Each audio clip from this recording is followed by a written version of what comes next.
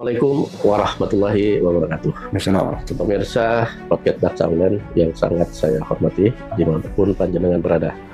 Kali ini kita akan membahas tentang pendirian jamaah atau jamiah.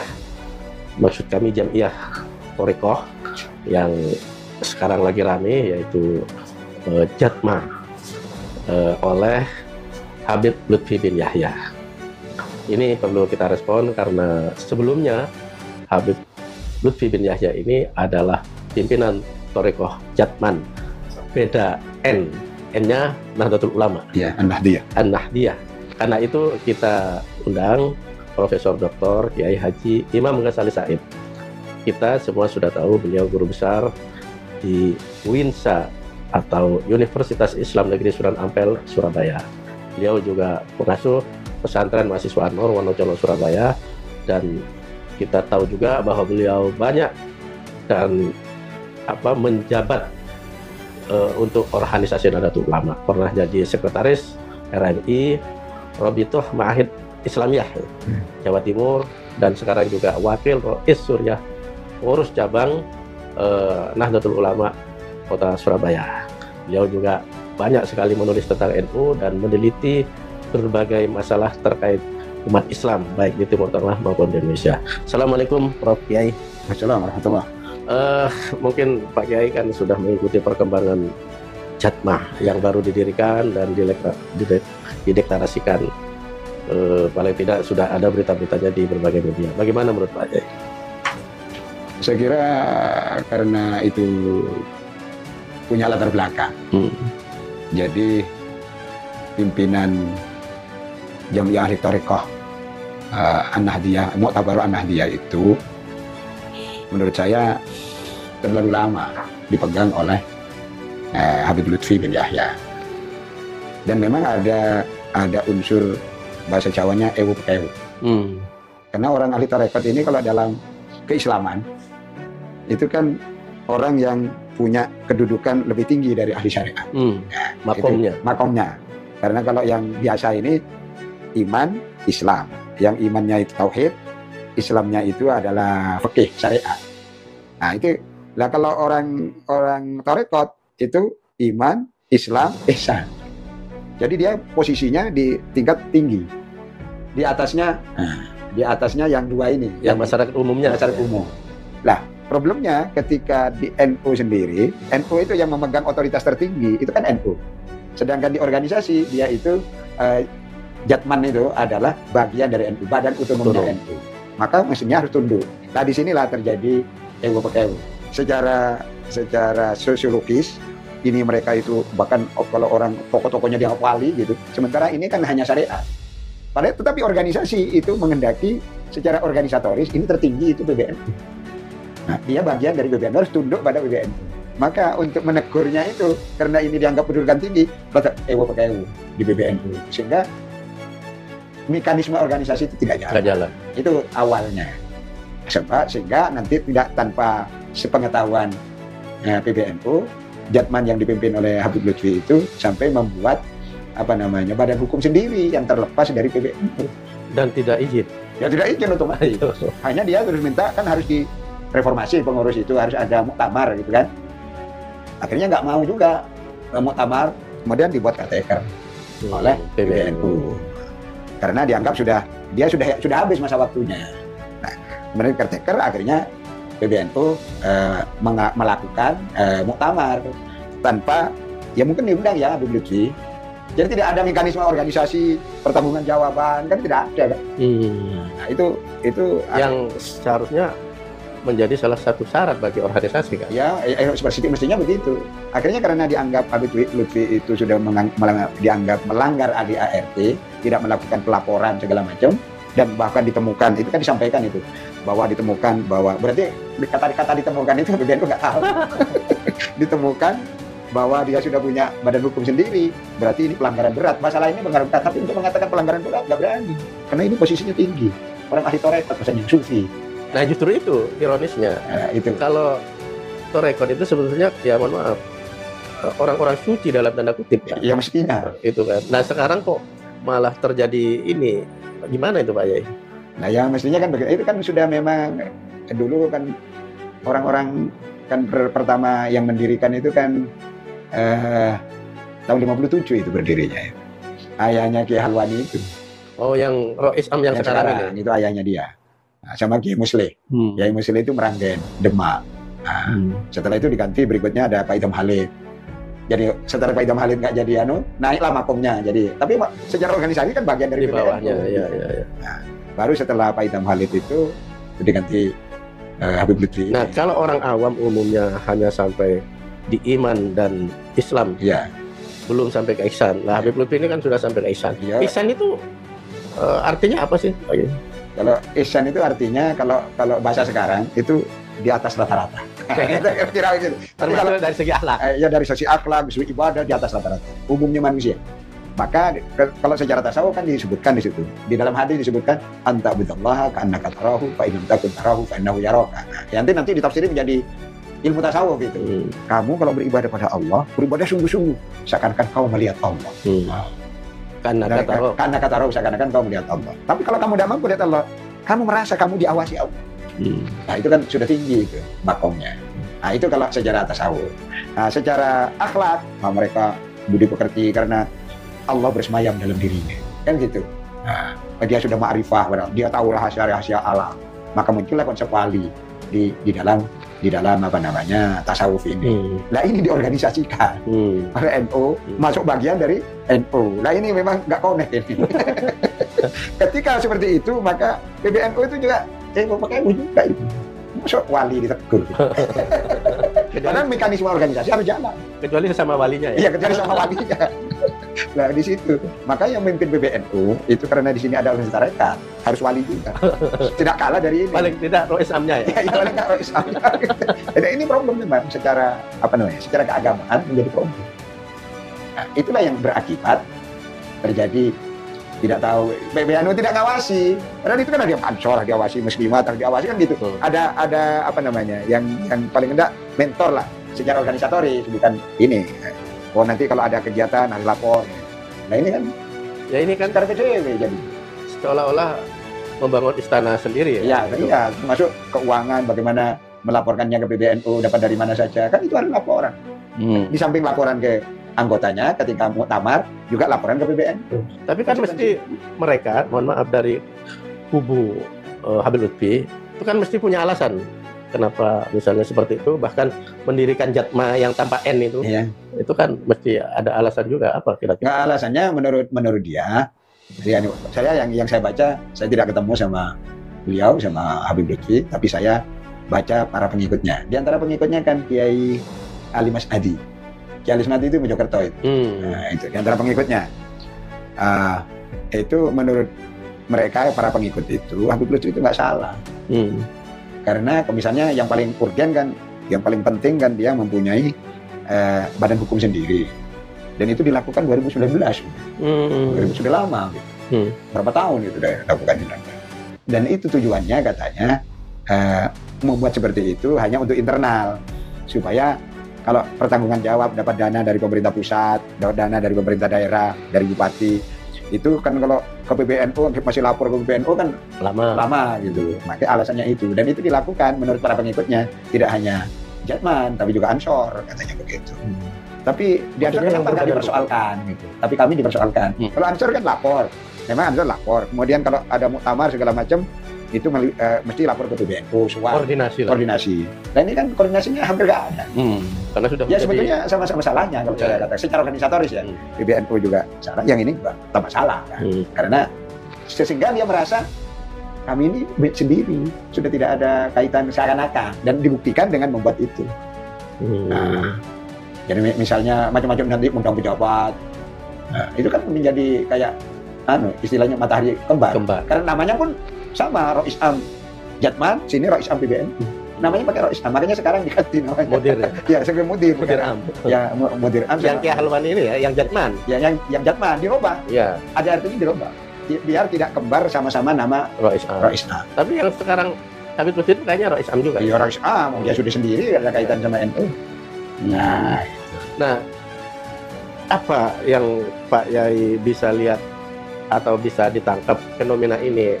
Kenapa seorang Habib Lutfi yang seharusnya ya berperilaku tasawuf tadi sampai keluar dan apa ya, mendirikan organisasi sendiri ini? Motif utamanya sebenarnya apa? Apa ada historisnya juga dengan yang mana Aba Alawi macam-macam? Ya saya kira kan gini ya, memang masyarakat umum yang bisa, masyarakat muslim ya, yang bisa tunduk ke orang yang mengaku Dzurriyyatul Rasul, itu orang NU. Dan itu diketahui. Nah, tapi kalau Muhammadiyah nggak percaya. Al-Irsyad nggak percaya. Nah, di NU ini kan tidak seperti NU zaman dulu. NU zaman Hadratus Syekh, nah itu tidak seperti itu. NU sekarang sudah muncul NU rasional. Bahkan tidak hanya rasional, liberal. Muncul seperti itu. Nah, muncul ini penelitian, benar tak? Kok ini ngomongnya Gus Dur buta mata, buta hati. Benar tak Dzurriyyatul Rasul? Ini. Yang Habib Rizik. Ya, yang Habib Rizik. Apalagi terus yang satunya ngomong, walaupun dekat sama NU, Habib Rizik, guru NU. Nah, orang kan marah. Karena nggak pernah berguru. Ya pernah berguru, siapa? Dia itu umurnya sesaya. Ini tua saya. Kok jadi guru NU itu kan ketemu perang perkara, kan gitu. Ya, itu yang menarasikan itu kan Habib saya. Ya Habib saya kan dekat sama NU. Artinya yang undang-undang dia itu, kalau bukan NU siapa yang mengundang dia?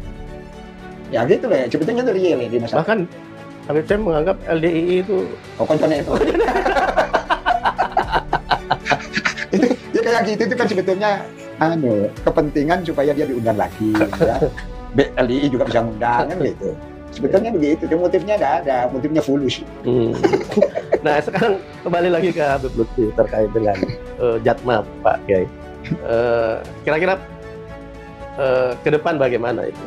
Kan memang sama-sama punya pengikut. Ya, saya kira karena tergantung sekarang NU bisa konsiliasi diri atau jatmannya itu, karena menurut saya mayoritas jatman itu tidak akan tergerus dibawa oleh gerbongnya Habib Lutfi. Oh iya, pasti. Tidak akan, menurut saya ya.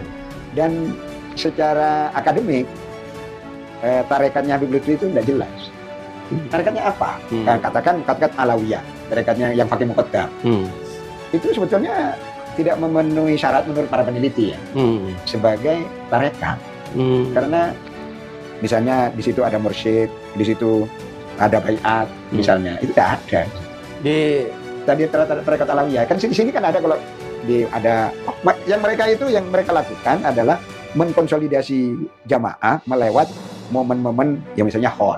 Makanya dibesarkan, ada hall Solo, ada hall Gresik. Nah, itu besar. Tapi kalau tarekat dalam pengertian di baiat, kemudian ada dzikir khusus gini, nggak ada. Apa itu mulai waktu Habib Lutfi mimpin Jatman juga begitu? Ya sudah begitu. Karena tidak ada khosyah. Setiap aliran tarekat itu ada khosyahnya. Ada kekhususan, ada keistimewaan, terutama di bidang dzikir.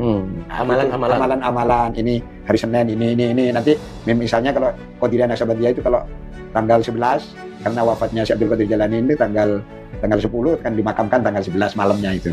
Nah, maka tanggal 11 ada amalan. Terus nanti ada manakibah. Nah, yang seperti ini kan tidak ada. Manakibnya Hakim Muqaddam itu tidak ada di Indonesia.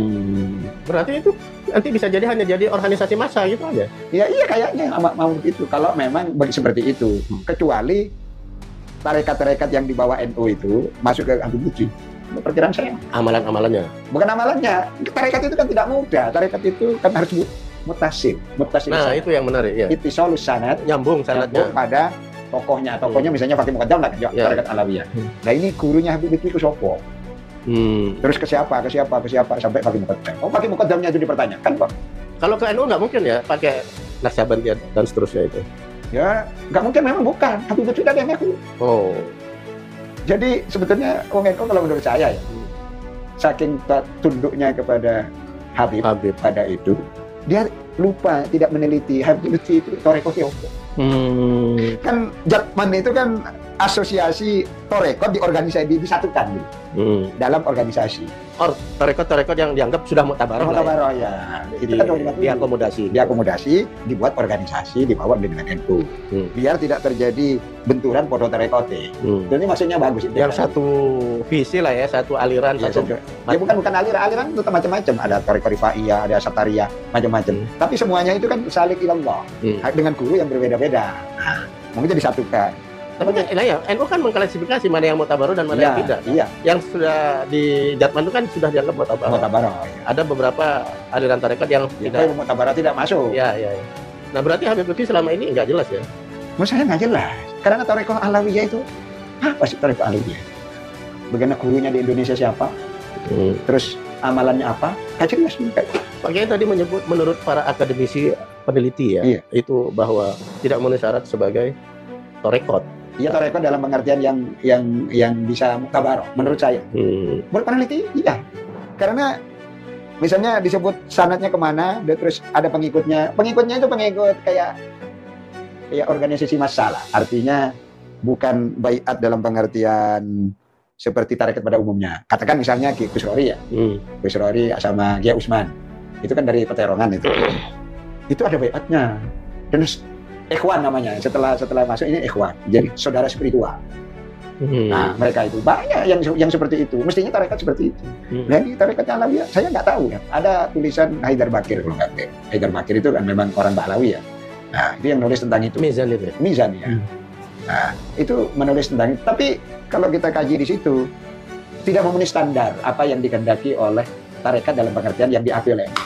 Jadi dulu ketika dia menerima Habib Lutfi sebagai Rois Am, lah ini orang pakai aja, tidak meneliti. Mestinya kita sekarang yang generasi muda tidak boleh begitu. Ya kita, karena dulu mungkin terlalu fanatik ke Habib itu. Iya, Habibnya itu aja. Nah sekarang kan sudah dibongkar itu, sudah menjadi apa? Diredefinisi lah. Iya, orang sudah banyak tulisan yang mengatakan Habib itu tarekat apa? Saya tanya, di sini kan ada Dr. Harisuddin Akib ya, yang memang yang di Jatman dia, sekarang Jatman. Dulu Jatman juga, tapi Jatman Habib Lutfi kan. Habib Lutfi sekarang. Jadi dia ikut yang Kiai Halwani itu. Nah, dia dulu gurunya kan ke Kiai Sobroji. Nah, sanatnya itu. Mungkin nanti ke Kiai apa namanya? Romli ya, Kiai Sobroji, Kiai Romli. Terus saya mutasil sanat lah, ittisal sanat. Jadi TKN, Tarekat Qadiriyah Naqsabandiyah. Terus saya tanya sama beliau itu, gimana? Karena dia itu mahasiswa saya. Jadi jelas itu tarekatnya. Kenapa dulu? Ya kita kan hanya dia katanya Durya Rasul, ya sudah. Jadi banyak begitu. Jadi beliau yang dulu pengikutnya Habib Lutfi sekarang juga dia enggak mempertanyakan sebagai kriteria tarekatnya apa? Dulu lah ya. Dulu kan Jatman dipimpin Habib Lutfi. Artinya ini kan dulu anak buahnya Habib Lutfi juga. Sekarang dia kan sudah tercerahkan mempertanyakan. Menarik tercerahkan. Di situ anunya. Jadi ada problem organisasi dalam pengertian organisasinya kaum tarekat dan tarekat, terus ada problem kaitannya dengan NU. Nah, jadi di tarekatnya sendiri masih problem. Dia memenuhi syarat enggak sebagai sebuah tarekat. Kalau kita lihat kegiatannya ya, ada Hol Solo, Hol Gresik, Hol Tanggul misalnya, itu yang orang Bahlawi semua itu. Itu bukan tarekat itu. Ya kayak kita ngadakan hol ya, umumnya itu. Tarekat. Seharusnya tarekat itu yang secara rutin. Ya, ada amalannya. Auratnya ya. Ya, auratnya ada. Terus bagaimana siapa sekarang gurunya. Ada organisasinya. Artinya ini kalau meninggal penggantinya siapa itu ada. Dan dibaiat. Nah sekarang Kiai Rory misalnya. Sampai sekarang itu tidak ada penggantinya. Karena belum membayar. Ya artinya baru nanti kalau ada yang sudah memenuhi syarat, termasuk anaknya kan anaknya masih kecil-kecil kan. Tidak ada itu. Tapi khidmah itu apa namanya? Komunitas pikirnya itu, komunitas pikirnya yang dibawa itu sampai sekarang jalan. Tapi secara formal katarekatan itu tidak ada. Jadi itu alami saja. Nah nanti sampai muncul tokoh yang memang nanti dibaiat. Tapi kan yang paling penting yang amalan-amalan itu kan. Iya, kalau ini kan sudah ya jalan kalau ya. Riadoh itu kan pendekatan kepada Allah itu kan. Dan itu ini yang menarik.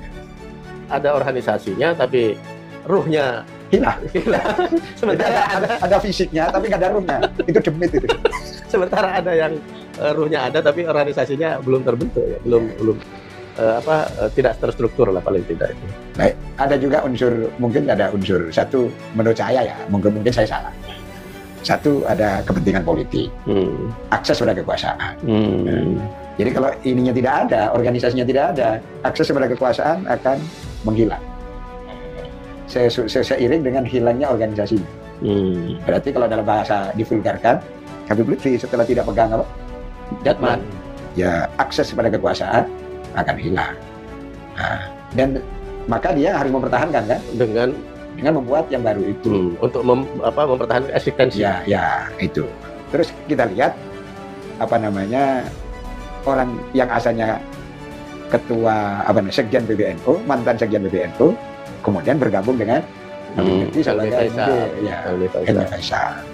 Nah, ini saya kira motifnya tidak murni agama, tapi juga politik. Karena memang halnya kan politis. Ya politisi PKB asalnya. Ya. Nah, ini yang saya baca. Tapi bisa saja saya salah. Yang kedua, karena kita nggak bisa menghakimi hati orang. Iya.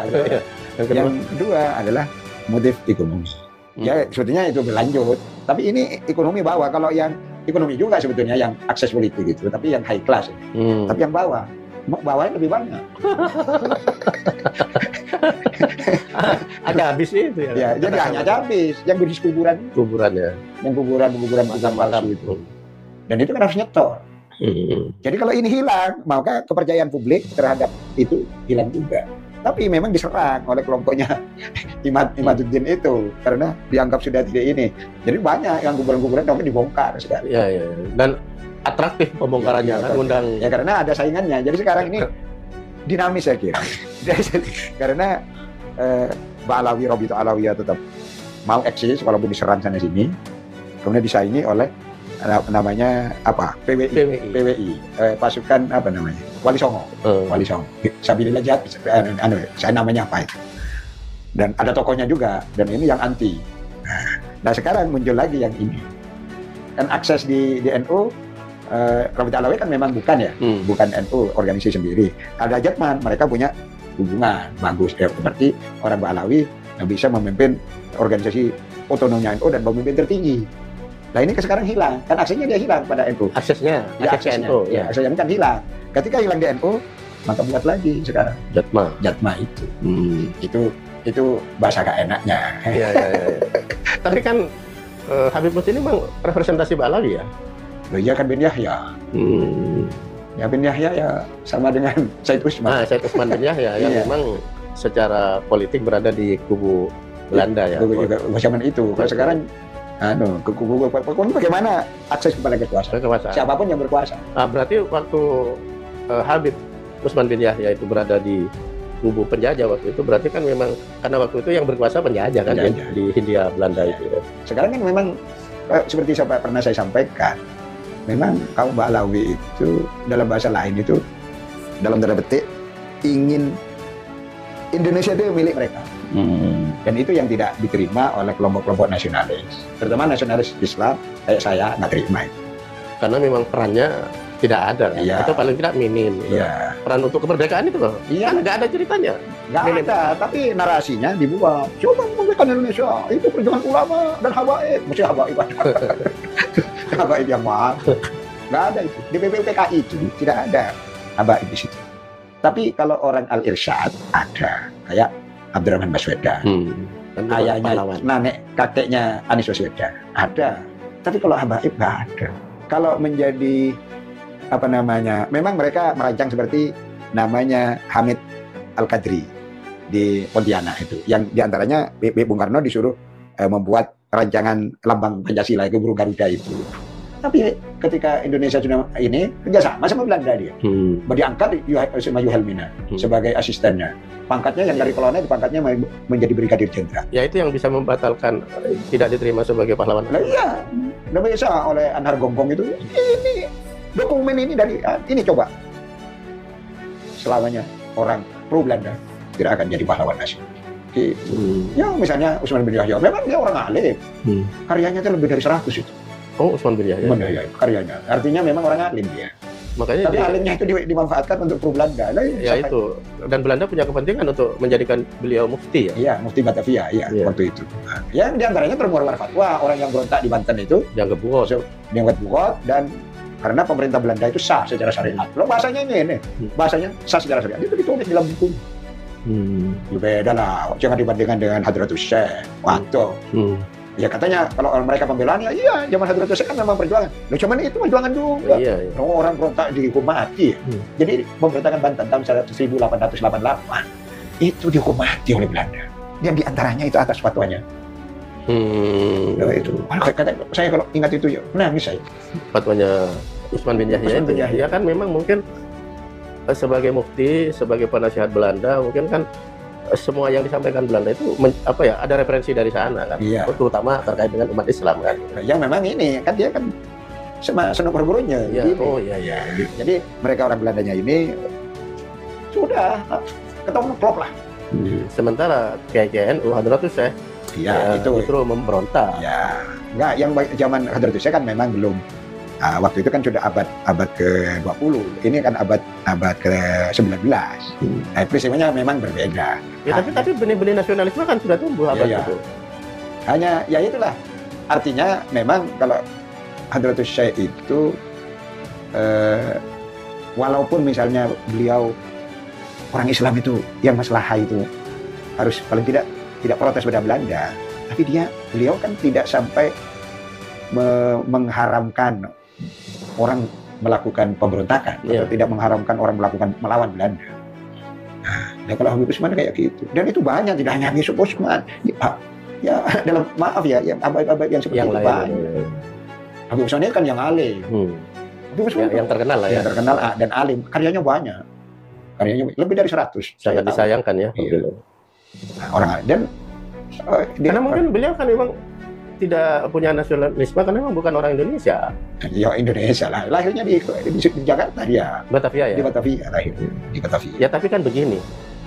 Banyak sekali orang ya mohon maaf keturunan etnis lain banyak kaya di Indonesia tapi kan rasa nasionalismenya dipertanyakan. Misalnya ada seorang konglomerat mengatakan bahwa Indonesia itu bagi saya ayah tiri, yang ayah saya yang utama ya Tiongkok, kan ada yang gitu kan.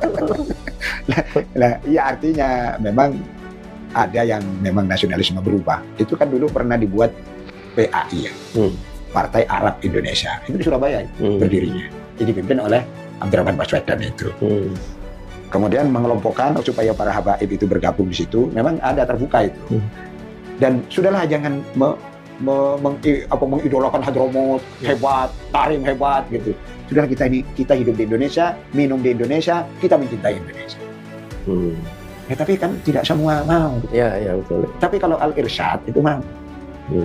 Yang ini ya memang anomali kita itu. Yang Wong itu nasionalisme bagus, tapi mau menerima ini dan dijadikan tokoh.